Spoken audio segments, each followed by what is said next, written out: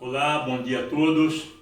Que Jesus nos abençoe nesta manhã de sexta-feira, final de semana. Que Ele nos fortaleça.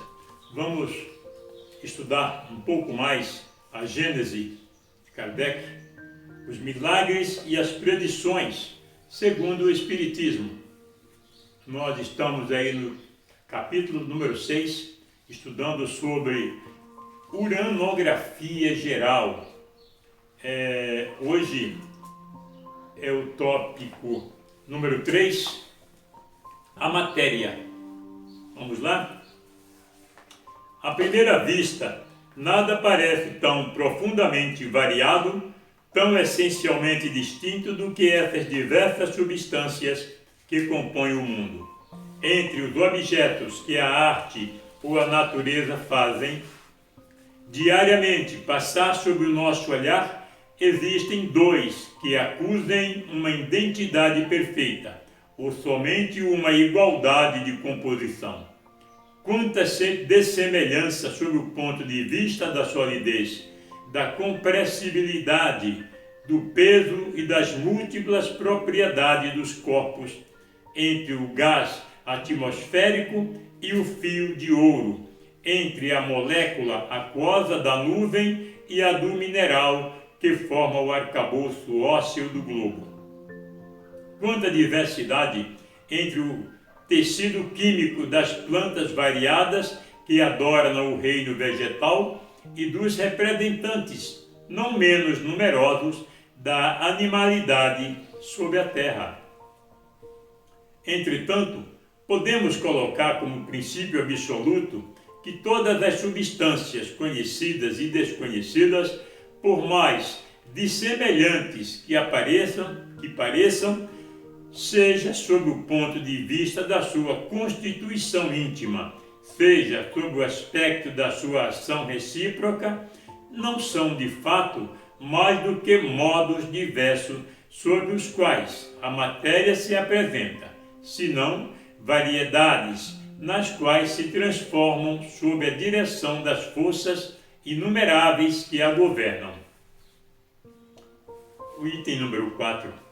A química, cujos progressos foram tão rápidos depois da minha época, onde os próprios adeptos a relegam, ainda no domínio secreto da magia, essa nova ciência que se pode, a justo título, considerar como criança do século observador.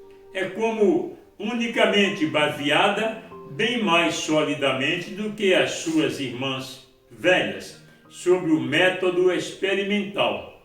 A química, digo eu, fez reparo nos 4 elementos primitivos que os antigos tinham concordado em reconhecer na natureza, mostrou que o elemento terrestre não é senão a combinação de substâncias diversas, variadas ao infinito, que o ar e a água são igualmente decomponíveis e o produto de um certo número de equivalentes de gases, que o fogo, longe de ser ele também um elemento principal, não é senão um estado da matéria resultante de movimento universal ao qual está submetida e de uma combustão sensível ou latente. Em compensação, encontrou um número considerável de princípios até então desconhecidos que lhe pareceu formar, por suas combinações determinadas, as diversas substâncias, os diversos corpos que ela estudou e que atuam simultaneamente segundo certas leis e em certas proporções nos trabalhos operados no grande laboratório da natureza. Esses princípios foram denominados corpos simples, indicando com isto que os considera como primitivos e indecomponíveis e que nenhuma operação até esse dia, poderia reduzi-los em partes relativamente mais simples do que eles mesmos. Item 5. Mas aí, onde se detêm as apreciações dos homens, com a ajuda mesmo dos seus mais impressionáveis sentidos artificiais, a obra da natureza continua, onde o vulgo toma a aparência pela realidade, onde o prático ergue o véu e distingue o começo das coisas. O olhar daquele que pôde aprender o modo de ação da natureza não vê nos materiais constitutivos do mundo senão a matéria cósmica primitiva, simples e una diversificada em certas regiões, na época do seu nascimento, partilhada em corpos solidários durante a sua vida materiais, desmembrados um dia no receptáculo da imensidade pela sua decomposição. Item 6. Há dessas questões que nós mesmos, espíritos amantes da ciência, não saberíamos aprofundar e sobre as quais não poderíamos emitir senão opiniões pessoais, mais ou menos conjeturáveis. Sobre essas questões, calar-me-ei ou justificarei a minha maneira de ver, mas esta não é desse número. Aqueles, pois, que estariam tentados em não ver em minhas palavras, senão uma teoria arrojada, direi: abraçai num olhar investigador a multiplicidade de operações da natureza e reconhecereis que, se não se admite a unidade da matéria, será impossível explicar. Não direis somente os sóis e as esferas, mas sem ir tão longe, a germinação de um grão sobre a terra ou a produção de um inseto. Item 7. C. Se observa uma tal diversidade na matéria, é porque as forças que presidiram as suas transformações, as condições nas quais se produziram, sendo em número ilimitado as combinações variadas da matéria, elas mesmas não poderiam senão ser ilimitadas. Logo que a substância que se considera pertença aos fluidos propriamente ditos, quer dizer, aos corpos imponderáveis ou que esteja revestida dos caracteres e das propriedades comuns da matéria. Não há em todo o universo senão uma única substância primitiva, o cosmos ou matéria cósmica, dos uranógrafos. O item 8. As leis e as forças. Se um desses seres desconhecidos que consomem a sua existência efêmera no mundo das regiões tenebrosas do oceano, se um desses poligástricos, uma dessas nereidas, miseráveis animálculos que não conhecem da natureza senão os peixes ictiófagos e as florestas submarinas, recebesse de repente o dom da inteligência, a faculdade de estudar o seu mundo e de estabelecer sobre as suas apreciações um raciocínio conjectural extensivo à universalidade das coisas. Que ideias se formaria da natureza vivente que se desenvolve em seu meio e do mundo terrestre que não pertence ao campo das suas observações? Se agora, por um efeito maravilhoso do seu novo poder, esse mesmo ser chegasse a se elevar acima das suas trevas eternas, à superfície do mar, não longe das costas opulentas de uma ilha de vegetação esplêndida, ao sol fecundo dispensador de um benfazejo calor, que julgamento faria então sobre as suas teorias antecipadas da criação universal? Teria que se apagaria logo diante de uma apreciação mais ampla, mas ainda relativamente tão incompleta como a primeira? Tal é o homem, a imagem da vossa ciência toda especulativa.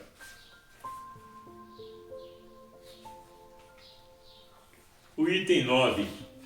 Pois, quando venho tratar aqui a questão das leis e das forças que regem o universo, eu que não sou, como vós, senão um ser relativamente ignorante em comparação com a ciência real, mau grado e aparente superioridade que me dá sobre os meus irmãos da terra a possibilidade de estudar as questões naturais que estão interditadas em sua posição. Meu objetivo é unicamente o de vos expor a noção geral das leis universais, sem explicar como detalhes o modo de ação e a natureza das forças especiais que delas dependem. Item 10. Há um fluido etéreo que preenche o espaço e penetra os corpos.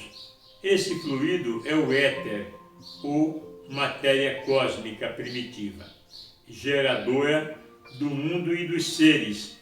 São inerentes ao éter as forças que presidiram as metamorfoses da matéria, as leis imutáveis e necessárias que regem o mundo. Essas formas múltiplas, indefinidamente variáveis, segundo as combinações da matéria, localizadas segundo as massas diversificadas em seus modos de ação, segundo as circunstâncias e os meios, são conhecidas na Terra sob os nomes de gravidade, afinidade, atração, magnetismo, eletricidade ativa. Os movimentos vibratórios do agente são conhecidos sob o de som, calor, luz, etc. Em outros mundos, elas se apresentam sob outros aspectos, oferecem outros caracteres desconhecidos neste. E na imensa amplidão dos céus, forças em número indefinido se desenvolvem sobre uma escala inimaginável, da qual somos também pouco capazes de avaliar a grandeza igual ao crustáceo no fundo do oceano. Não é o de abarcar a universalidade dos fenômenos terrestres. Ora, do mesmo modo que não há senão uma única substância simples, primitiva, geradora de todos os corpos, mas diversificada em suas combinações. Todas essas forças dependem de uma lei universal, diversificada em seus efeitos, e que nos decretos eternos foram soberanamente imposta a criação para constituir-lhe a harmonia e a estabilidade. Vamos ao item 11. A natureza não está jamais oposta a si mesma. O brasão do universo não tem senão uma divisa: unidade, variedade.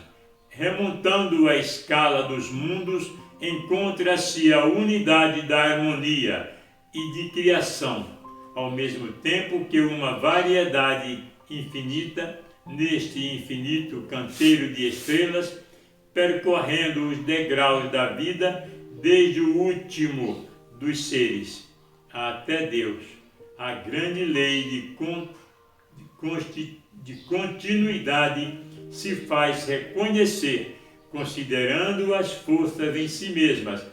Pode-se delas formar uma série cuja resultante, confundindo-se com a geratriz e a lei universal.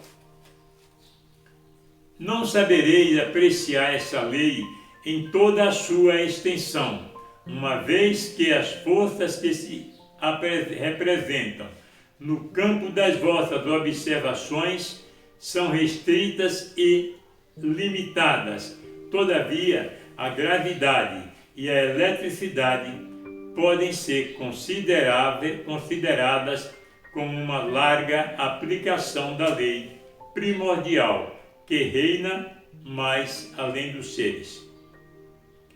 Todas essas forças são eternas. Explicaremos esta palavra e universais, como ação senão inerentes ao fluido conosco. Ao fluido cósmico, atuam necessariamente em tudo e por toda parte, modificando a sua ação pela sua simultaneidade ou sua sucessão predominante aqui, apagando-se mais adiante, poderosas e ativas em certos pontos latentes ou ocultas em outros, mas, finalmente, preparando, dirigindo, conservando e destruindo os mundos em seus diversos períodos de vida, governando os trabalhos maravilhosos da natureza em qualquer ponto que se executem, assegurando para sempre o eterno esplendor da criação. Paramos por aqui para darmos continuidade na próxima semana, se Deus nos permitir, se Jesus consentir. Que todos tenham um ótimo e excelente final de semana, com muita paz, muita luz. Um beijo no coração de cada um de vocês.